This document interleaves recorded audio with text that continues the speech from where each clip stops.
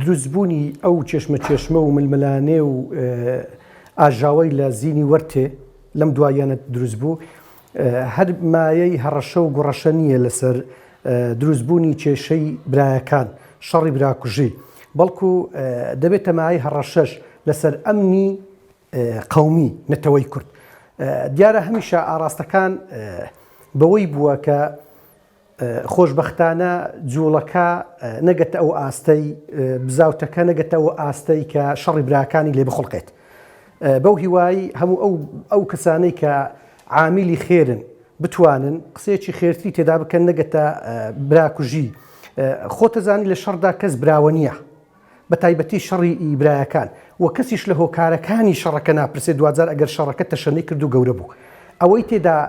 زەرمەندە برایەکانن ئەگەر خوانە کردا شەڕەکە گەیە ئاستی ئەوەی بۆ دەوڵەت و بۆ کیانێکی کوردی بێ وەڵا حەق هەمومان بچینە پێش و سینجی خۆمان بکەینە قەڵغانی ئەم تەجاوز نەکردنەیە بەڵام شەڕەکە لەسەر چایەکە لەسەر تەپۆلکەیەکە کە هیچی کەمتر نیە لە چاو و هیچیشی زیاتر نیە لە چاو لە تەپۆلکەکانی و لە گردەکانی تری هەرێمی کوردستان دوجار ئەم سڕاع ململانەیە لەسەر زینی وەرتێ من هەستەکەم لە قەلبی نەخۆشیەکەش تەجاوز ئەکا بەڵکو ئەکەوێتە سیناریۆیەکە بۆ شتێکی گەورەتر کە لەسەر کورد هەمووی خەتەر بی و کوردیش خەریکە دێتە ناو مەعادلە سیاسیەکان جا چ بە هەرێمی بی چ دوجار ناوەخۆیی بی و دوجار ببێتە کارتێکی فشار لەسەر لەسەر ڕۆژهەڵاتی ناوەڕاست تەجاوز بکات بگەتە ئاستی نێودەوڵەتی کە ببێتە کارتێک لە دەست زلهێزەکان بستێ دەرە و خۆی ببێتە شتێک بەدڵنیاییەوە ئەو هەڕەشەیەکی ترسناکە خەتەرە لەسەر کورد تورکیا یەک ڕۆژ دەستەوەستان ناوەستێ لەوەی کە هەرچی پێ بکرێت درێغی ناکە لەوەی کە هێزەکان هاتۆتە برادۆست و هێزەکان هاتۆتە برادۆست و بامەڕنێ و منتیقەی بادینان دڵنیاش بە لەوەی ئەگەر بۆی بچێتە سەروە کوردەکان خۆیان هێزە کوردیەکان ئەگەر داردەست بمێنەوە وەکو داردەست وەکو عامیلی کە من ئەڵێم شەڕ ئەو عامیلی شەڕ بن بهێنن بتوانن ئەو هێزە دەرەچێت بێنە نێو خاچی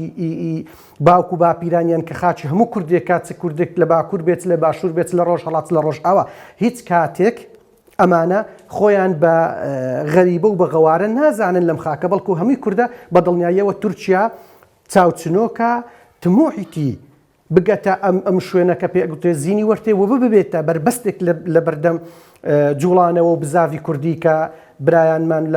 لە هێزەکانی گەریلا چ لە باکوور وە چ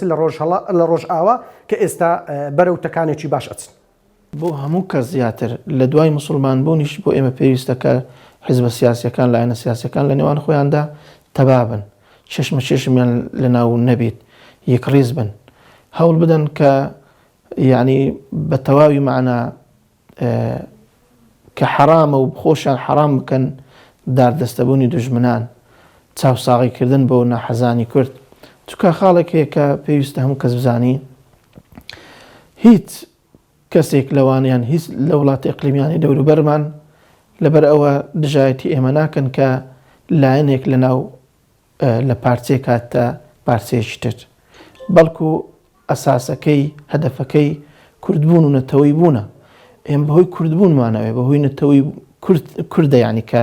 کاتێک دەبینین ئەو پەلامارەمان ئەدرێ ئەگەنا بۆ ئوردوگانێک بۆ تورکێک بنمونە بڕوا بکە کورد لە هەر جێگایەک بی دژایەتیەکە ینی نمونە زۆرن هیچ فەرق لە بینی حزبە کوردیەکان لە هەموو حزبەکان بەبێ جیاوازی سەرکردی هەموو حزبەکان لە لایەنی داگیرکەران یەک شتە تەنها کاتی پێویستە لە ئێستادا ئیشی بەیەکە چه ئیشی بە منە ئیشی بە دووە ئیشی بە ئیدیکەیە ئەگەنا هیچ جیاوازی لە نێوان کوردەکان نییە باشترین شت لە مێژوو ئەوەیە کە ئینسان عیبڕەتی لێوەرگری تەماشە بکەن سەرکردەکانی کورد لە ڕابردوو شێخ و مەلا و قازی و کەسایەتیە دیندارەکان بینە ئەوان کە دژاتی ملەتی ئێماکەن لەسەر نوێژ نییە لەسەر دینداری نییە فەرمودەیەکی تری پێغەمبەر صلی الله عليه وسلم کە فەرمی لا تتمنوا لقاء العدو واتە ئەوە بۆ هەموو مسلمانێک بۆ هەموو ئیماندارێک بۆ هەموو ئینسانێک کە بێوێ لە ئاشتی بژی لە خۆشگوزەرانی بژی کە دەفەرمی هەرگیز تەمەنای شەڕ مەکەن چونکە شەڕ ماڵوێرانیە شەڕ کارەساتە شەڕ دەربەدەریە بۆیە قەت دڵمان بەوە خۆش نەبی لەو ساتە وەختەی کە ئێستاش بە تایبەت لە زینی وەرتێ بەڕاستی ئێمە وەکو مسلمان وەکو برا چونکە لە هەر گۆی زەمینێک کەسێکی مسلمان ئیماندارە بێن بە برای خۆی ئەزانین و ئەگەر کوردیش بی ئەوە چاک و چێتر کە لەتەوەش یەک ڕێز بن ئەگەرنا ینی لە یەکشتین ئەگەرنا لە وەکو ئینسانەتی تورکێک عەرەبێک فارسێک هەر کەسێک کە ڕێز لە ئینسانیەت بگرێ ئەوە برای ئێمە و لە ئینسانیەت ڕێزی ئەگرین بەتایبەت ئەوەی کە باسن کرد مەسەلەی زینی وەرتێ ئێمە ئامۆژگاریمان وایە ڕەجامان وایە لە هێزە کوردیەکان برابن لە هەموو هێزە سیاسیەکان پێیان دەڵێن دڵتان خۆش نەبی بەوەی کە هیچ کەسێک ئەگەر خۆی بە موسڵمان ئەزانێ خۆی بە کورد دەزانی بەوەی خوێن لە بینی برایان بڕژێ ئەومان لەبیر بیت ئێمە لە باشووری کوردستان دەربەدەر بینە چینە پارچەکانی تر ئەوانیش هەوڕۆ هاتی نێرانە ڕاست ئەوانیش ڕێزی باشوور بگرن و سنوورەکان نەبەزینن بەو معنایی هەوڵ بدەن یعنی بۆ ئەوەی گوشار نەکەویتە سەر باشوور بەڵام وا نەبینن بڵێن شەرعیەت بەوەی بدەین بڵێن وڵات داگیرکەران بێنێرە وڵات چێ فلانە لایەنەی سیاسی لێرەیە نەخێر ئەو کارە ساتە چکە ئایا ئێمە ساڵەهای ساڵ دەربەدەر بین سەردەمی بەعس ئایا هەوڵ و تێکوشانی ئێمە کە لە پارچەکانی تر بین بەو شێوازە بێ دەبێ ناشەرعی بی ناشەرعیە بەڵام ئەوەی لە خۆمان پێخۆشە دەبی لە برایەکانیشمان پێخۆش بی بەڵام دەڵێن لە هەر جێگایەک کەسێک ستەمەکە ئەگەر کورد بی ئەگەر هەر کەسێک بی ئەمە پێیان ستەمە وەکو مسلمان بەڵام لێرەدا ئێمە ڕەجامان وایە کە حزبە سیاسیەکانی کوردستان نەبنە هۆکار نەبنە سەبەبی ئەوەی کە خوێن بڕژێ جارێکی دیکە خوێنی کورد بەدەستی کورد بڕژێ لێرەوە دەڵێم خوێنی کورد بەدەستی کورد حرامە خوێنی هەر کەسێک بە نەحەق بڕژێ حرامە تاوانە